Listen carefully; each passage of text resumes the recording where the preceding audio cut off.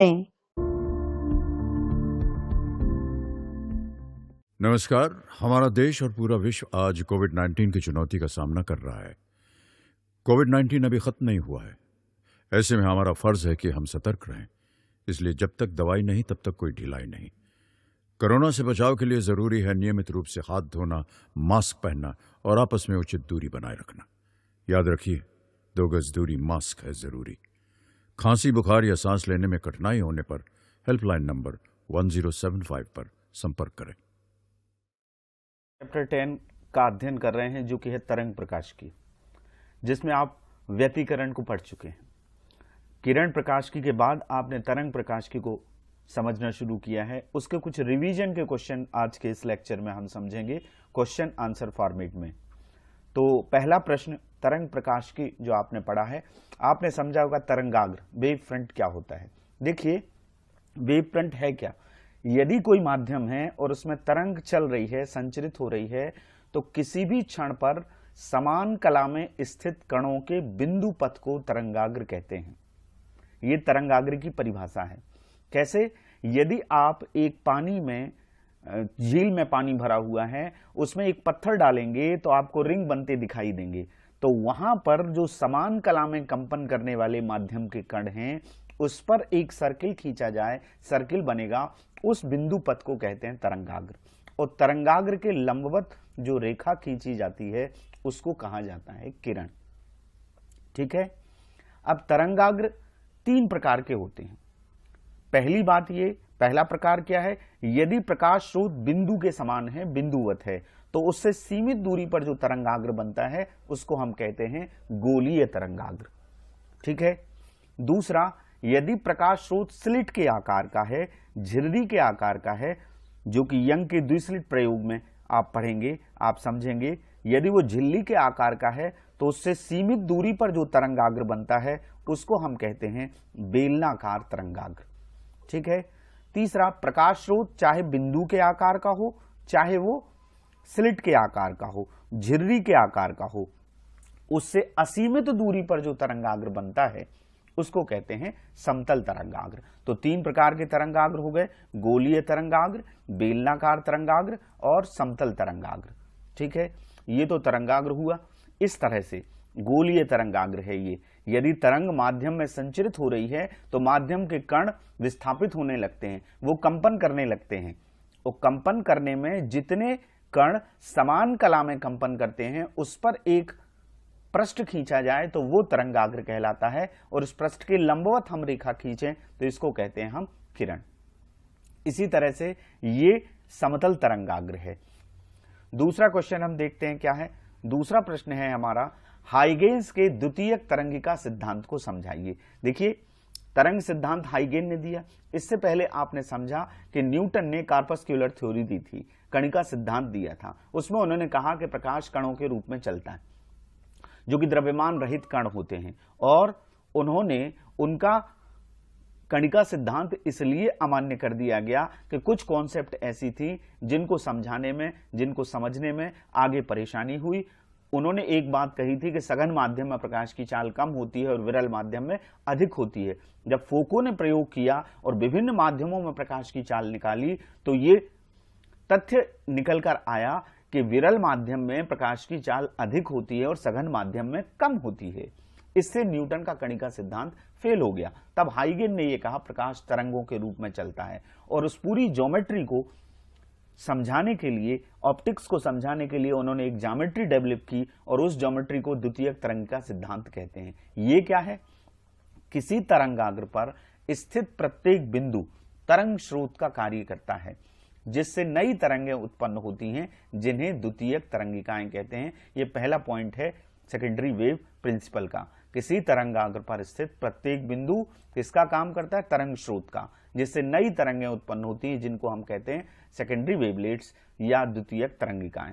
दूसरा पॉइंट है, ये द्वितीयक तरंगिकाएं मूल तरंग के वेग से ही आगे बढ़ती हैं। और तीसरा पॉइंट है इसका, किसी भी क्षण इन तरंगिकाओं पर बाहर की ओर खींचा गया पृष्ठ, काल्पनिक पृष्ठ, उस क्षण नए तरंगाग्र की स्थिति को प्रदर्शित करता है। ये 3 पॉइंट आपको सेकेंडरी वेव इक्वेशन में, सेकेंडरी वेव प्रिंसिपल में ध्यान रखना है। अब हम बात करते हैं नेक्स्ट क्वेश्चन की। थर्ड क्वेश्चन है अध्यारोपण का क्या सिद्धांत है। 11th में आपने जब ध्वनि पढ़ा है उसमें व्यतिकरण भी पढ़ा है और अध्यारोपण का उससे पहले सिद्धांत पढ़ा है। ये क्या है?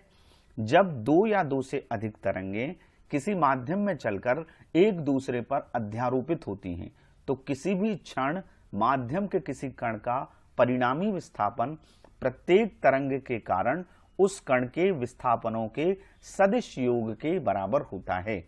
अध्यारोपित होने का मतलब है इंग्लिश में सुपर इम्पोज होना, तरंगों का मिलना। दो तरंगों के अध्यारोपण से एक नई तरंग बनती है जिसको हम परिणामी तरंग कहते हैं। तो प्रत्येक तरंग कण को अपने तरीके से विस्थापित करती है। तो इन किसी भी कण का जो परिणामी विस्थापन होता है वो अलग अलग तरंग के कारण उत्पन्न विस्थापनों के वेक्टर सम के बराबर होता है। यदि अलग अलग तरंगों द्वारा उत्पन्न विस्थापन vector y1, vector y2, vector y3 and so on vector n है, n तरंगे माध्यम में संचरित हो रही हैं, वो उस कण को अपने अपने तरीके से विस्थापित करेंगी। तो मान लीजिए कि उनके विस्थापन कणों के y1, vector y1, vector y2, vector y3 and so on vector yn हैं। तो जो संपूर्ण विस्थापन है, परिणामी विस्थापन है वेक्टर y, वो इनके सदिश योग के बराबर होता है। Vector y1 plus vector y2 plus vector y3 and so on plus vector yn। Question number 4 देखते हैं हम। ये है प्रकाश का व्यतिकरण क्या है, इंटरफेरेंस क्या है।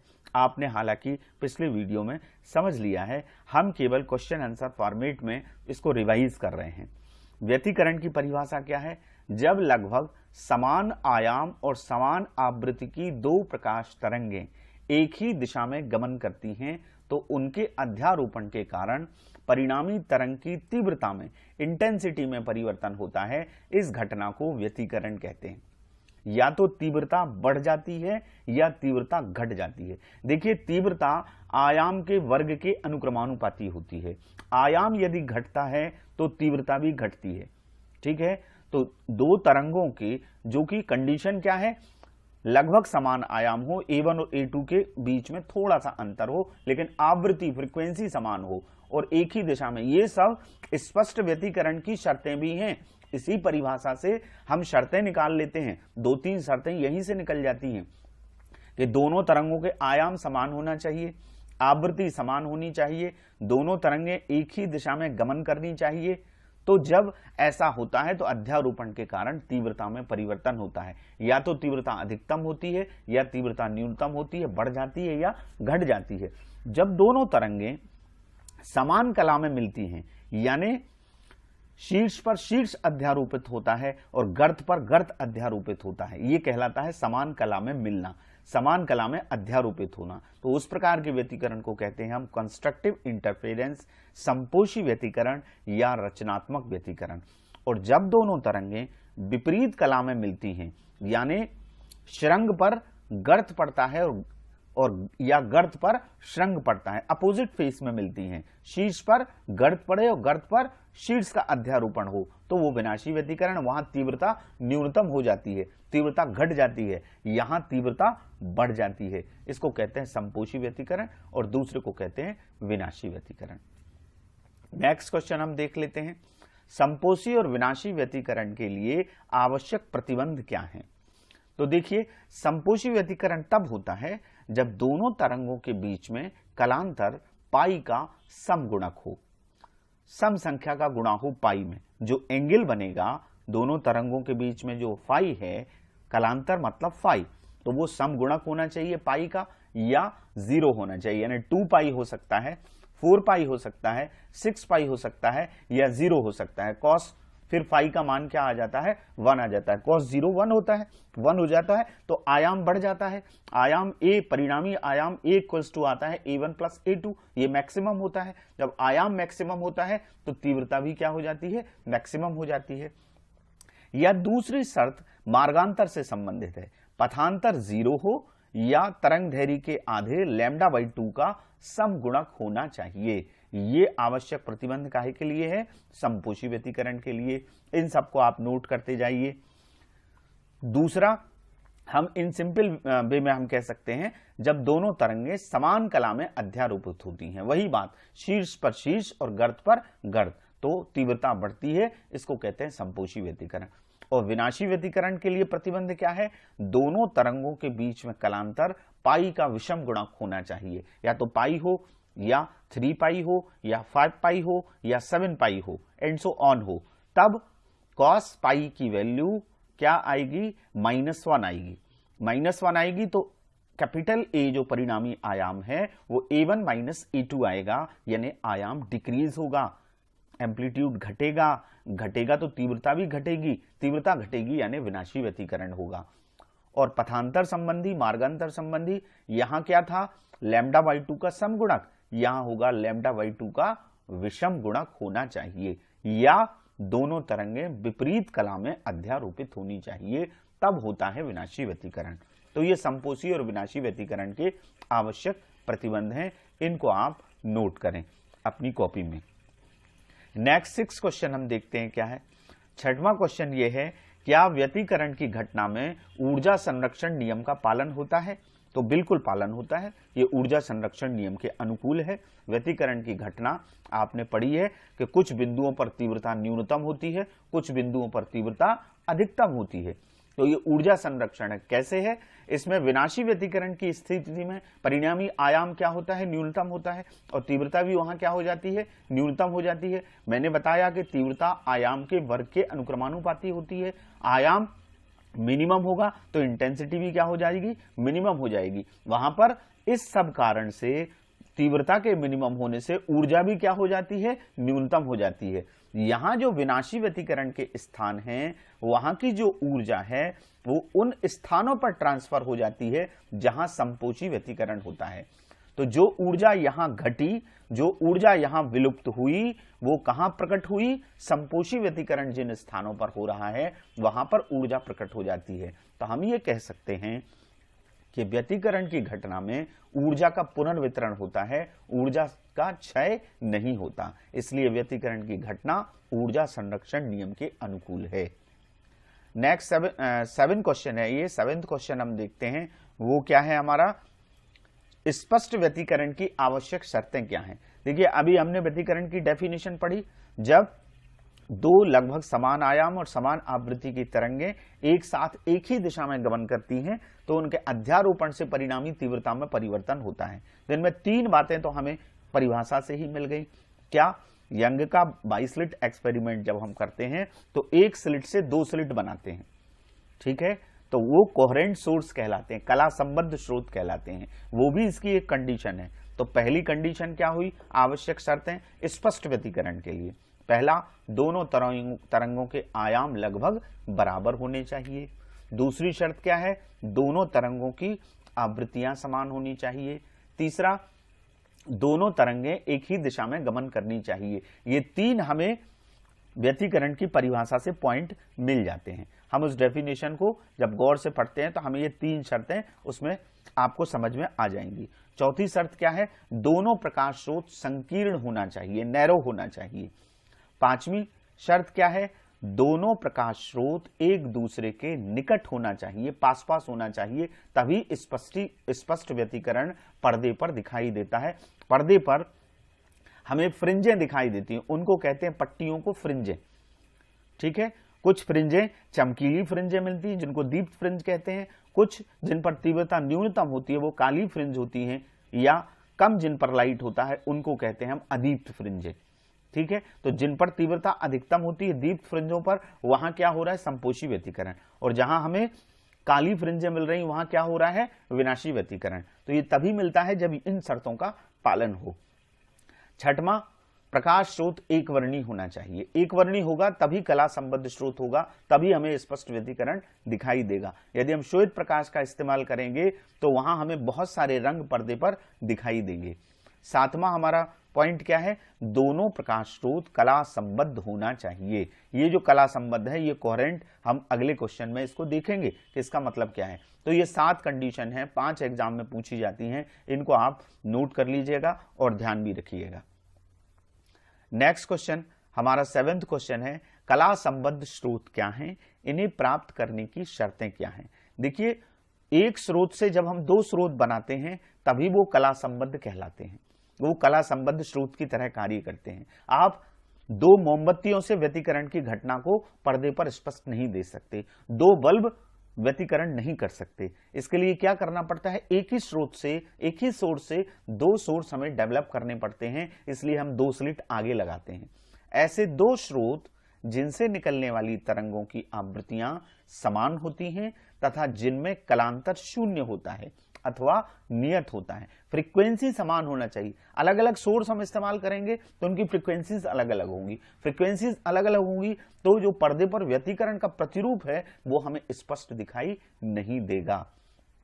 तो ऐसे दो स्रोत जिनसे निकलने वाली तरंगों की आवृत्तियां समान हो और जिनमें कलांतर क्या हो, शून्य हो या कांस्टेंट हो, वो क्या कहलाते हैं, कला संबद्ध स्रोत। इंग्लिश में इनको कोहेरेंट सोर्सेज कहते हैं। जैसे यंग का द्विस्लिट प्रयोग हम पढ़ते हैं, समझते हैं, तो एक स्लिट से उसमें दो स्लिटें बनाई जाती हैं जो कला संबद्ध स्रोत की तरह कार्य करती हैं। यदि प्रश्न आता है आपके परीक्षा में कि क्या दो मोमबत्तियों से व्यतिकरण किया जा सकता है, तो आंसर क्या है, स्पष्ट व्यतिकरण नहीं प्राप्त किया जा सकता, क्योंकि दो मोमबत्तियों से निकलने वाले प्रकाश की तरंगों की आवृत्तियां समान नहीं होती और कलांतर उनमें नियत नहीं रहता, बदलता रहता है। किसी क्षण पर तीव्रता न्यूनतम हो जाएगी तो किसी क्षण पर तीव्रता अधिकतम हो जाएगी, तो इस कारण से स्पष्ट व्यतिकरण चित्र प्राप्त नहीं हो सकता। तो दो अलग अलग सोर्स व्यतिकरण को स्पष्ट रूप से पर्दे पर हमें नहीं दे सकते क्योंकि वो कला संबद्ध नहीं होते। जैसे यंग के प्रयोग में या किसी भी प्रयोग में आप देखें कि ये दो सोडियम लैंप इस्तेमाल किए गए हैं, एक ही, यदि सोडियम लैंप हैं, इनकी फ्रीक्वेंसी एक सी है क्योंकि इनसे निकलने वाले तरंगों की फ्रीक्वेंसी समान होगी, तो ये एक स्लिट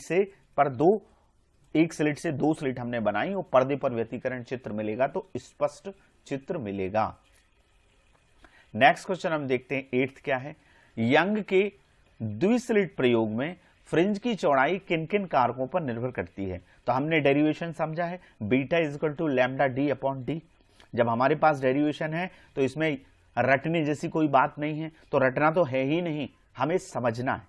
आप हर चीज को समझिए, समझ लेंगे तो आप आंसर को अपने आप लिखेंगे। तो हमारे पास डेरिवेशन है फ्रिंज की चौड़ाई का, beta equals to lambda D upon D. इसमें लैम्डा क्या है, वेवलेंथ है, तरंग दैर्घ्य क्या है, डी क्या है, प्रकाश स्रोत से पर्दे तक की दूरी है, कैपिटल डी। स्मॉल डी क्या है, ये दोनों स्लिटों के बीच की दूरी है। जितने ऊपर हैं वो डायरेक्टली प्रोपोर्शनल होते हैं, जितने नीचे हैं वो इनवर्सली प्रोपोर्शनल होते हैं, व्युत्क्रमानुपाती होते हैं। तो पहला पॉइंट हमारा क्या बन जाएगा, बीटा समानुपाती लैम्डा, यानी फ्रिंज की चौड़ाई बीटा प्रकाश की तरंग दैर्घ्य के अनुक्रमानुपाती होती है। दूसरा, बीटा समानुपाती कैपिटल डी, ये स्रोत से पर्दे की दूरी है, इसके भी अनुक्रमानुपाती होती है। पर्दे की दूरी बढ़ती जाएगी तो फ्रिंज की चौड़ाई भी बढ़ती जाएगी। और क्यों संकीर्ण स्लिट रखना चाहिए, क्यों प्रकाश स्रोत संकीर्ण होना चाहिए, उसका कारण यह है कि बीटा जो है स्मॉल डी के व्युत्क्रमानुपाती होता है, कला संबद्ध स्रोतों के बीच की दूरी के व्युत्क्रमानुपाती। इसका मतलब है बीच की दूरी कम होगी तो फ्रिंज की चौड़ाई अधिक होगी। फ्रिंज की चौड़ाई को बढ़ाने के लिए हमें दोनों कला संबद्ध स्रोतों यानी स्लिटों को पास पास रखना चाहिए, उनके बीच की दूरी कम होनी चाहिए। तो स्पष्ट आपको बड़ी जो है फ्रिंज की चौड़ाई उस प्रयोग में दिखाई देगी। अब lambda R is greater than lambda भी, ये वेवलेंथ से रिलेटेड क्वेश्चन एक और आता है। देखिए लैम्डा आर माने रेड के लिए, रेड कलर के लिए लाल रंग की तरंग दैर्घ्य बैगनी रंग की तरंग दैर्घ्य से अधिक होती है। तो जिसकी तरंग दैर्घ्य अधिक होगी उसके लिए फ्रिंज की चौड़ाई अधिक होगी। इसका मतलब क्या हुआ, beta red is greater then beta V. Red के लिए फ्रिंज की चौड़ाई अधिक होती है और बैगनी के लिए फ्रिंज की चौड़ाई कम होती है। लाल रंग के लिए फ्रिंज की चौड़ाई अधिक होगी और बैगनी रंग के लिए फ्रिंज की चौड़ाई कम होगी। उसका कारण यह है कि लाल रंग की तरंग दैर्घ्य अधिक होती है और बैगनी रंग की तरंग दैर्घ्य कम होती है। नेक्स्ट क्वेश्चन हम देखते हैं, यंग के द्विस्लिट प्रयोग में फ्रिंज की चौड़ाई पर क्या प्रभाव पड़ेगा यदि प्रयोग को वायु के स्थान पर जल में किया जाए। देखिए फ्रिंज की चौड़ाई का फार्मूला क्या होता है, beta equals to lambda D upon D. अब हम ये अभी समझ चुके हैं कि बीटा लैम्डा के डायरेक्टली प्रोपोर्शनल होता है, लैम्डा ज्यादा तो बीटा ज्यादा, लैम्डा कम तो बीटा कम। ठीक है, अब एयर में लैम्डा ज्यादा होता है वाटर से। प्रकाश की तरंग दैर्घ्य वायु में अधिक होती है और पानी में कम होती है। तो नेचुरल सी बात है कि पानी में यदि प्रयोग करेंगे तो फ्रिंज की चौड़ाई कम हो जाएगी। Beta A is greater then beta W. यदि एयर में आप प्रयोग कर रहे हैं तो फ्रिंज की चौड़ाई अधिक मिलेगी, और पूरे एपरेटस को आप पानी में रख के कर रहे हैं तो फ्रिंज की चौड़ाई आपको कम मिलेगी। कुल मिलाकर पानी में करने पर फ्रिंज की चौड़ाई कम हो जाती है, क्योंकि तरंग दैर्घ्य घट जाती है, इसलिए चौड़ाई भी घट जाती है। 10th क्वेश्चन हम देखते हैं क्या है। साबुन के बुलबुले रंगीन दिखाई देते हैं, कलर्ड दिखते हैं, चमकते हैं, क्या कारण है? देखिए, इसका कारण व्यतिकरण है। प्रकाश का व्यतिकरण इसका कारण है। साबुन की जो बुलबुले की होती है वो एक पतली फिल्म होती है, उसमें 2 लेयर रहती हैं, एक ऊपर और एक नीचे। यदि बुलबुला बना हुआ है तो प्रकाश जहां पड़ेगा, प्रवेश करेगा, वो ऊपर की लेयर है और नीचे एक लेयर होगी। तो ऊपर की सतह से प्रकाश का कुछ हिस्सा परावर्तित होता है और निचली सतह से होता है। तो इन दोनों परावर्तित किरणों के बीच में व्यतिकरण होता है, इंटरफेरेंस होता है। आपने पढ़ा है, जब दोनों तरंगें एक साथ गमन करती हैं तो उनके अध्यारोपण से तीव्रता में परिवर्तन हो जाता है। अब चूंकि श्वेत प्रकाश 7 रंगों से मिलकर बना है, विबग्योर और बेंजानिया पीनाला 7 रंगों से बना है, इसलिए व्यतिकरण के फलस्वरूप अलग अलग रंग दिखाई देते हैं, इसलिए बुलबुला रंगीन दिखाई देता है। तो इसका मूल कारण क्या हुआ? व्यतिकरण इसका कारण है। नेक्स्ट क्वेश्चन हम देखते हैं। 11th क्वेश्चन हमारा क्या है। यंग के प्रयोग में, ये एक न्यूमेरिकल है, इसको हम करेंगे। यंग के प्रयोग में 2 स्लिटों की चौड़ाई का अनुपात 4:1 है, 4:1 है। तो दीप्त और अदीप्त फ्रिंजों की तीव्रता का अनुपात ज्ञात कीजिए। देखिए, हमें दिया है विड्थ जो दी है W1 और W2 का जो रेशियो है, अनुपात है, वो हमारे पास क्या है? 4:1। अब स्लिटों से निर्गत तरंगों की तीव्रताओं का अनुपात, ये जो स्लिट की चौड़ाई है ये तीव्रता के समानुपाती होती है। तो तीव्रता क्या होगी? इंटेंसिटी I1 और I2। तो हम ये लिख सकते हैं I1/I2 = W1/W2 = 4/1। हमने ये मान लिया कि I1 जो है, यहां 4 लिखा हुआ है तो I1 को हमने मान लिया 4I, और यहां 1 लिखा हुआ है तो I2 को मान लिया क्या? I। ठीक है। अब तीव्रता जो है, मैक्सिमम तीव्रता का जो फार्मूला है, हम मैथमेटिकल इंटरप्रिटेशन करते हैं जब इंटरफेरेंस का, तो हमें कुछ फार्मूले मिलते हैं। तो अधिकतम तीव्रता का सूत्र है I1 + I2 + 2√I1I2। ये मैक्सिमम तीव्रता है, cos phi का मान 1 होता है। तो I1 की जगह हम क्या रखते हैं वैल्यू?